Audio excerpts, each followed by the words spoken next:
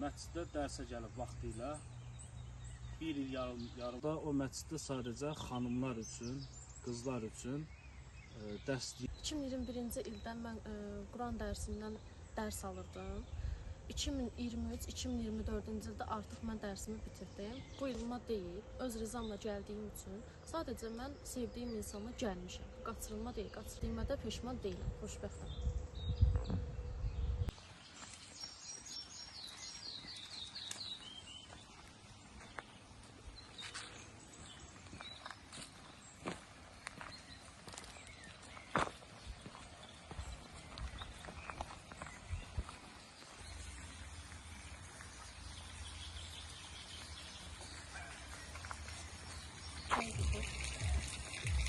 Bura yaxşıdır.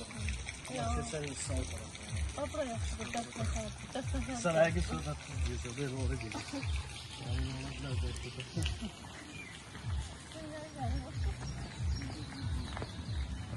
Buraya gedir. Burada oturaq.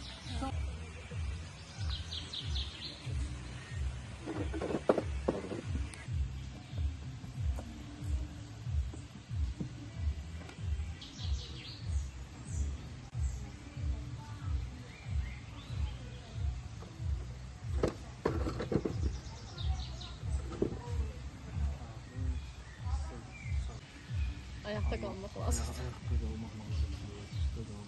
Bu sənin bəyəndiyin çay hanı? Yox, ancaq olur. Limon bəyənmirsən, həqiqi mi? Var.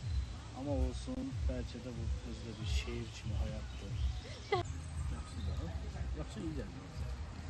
Qardaş, mən çəkili yaxın çay sevmirəm. Olsun, sevməz zorundasın. Dört. Buyurun. Təşəkkürlər. Sizin sayınız. Çox centilmensən. Çok sağ ol, teşekkür ederim. Ne şey olsun, sen öyle bir şey olmaz, zararlı. Bilirsen de ağzı yapmıyor.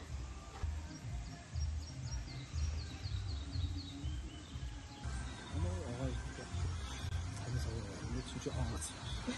Ağaç yoksa temiz hava yok.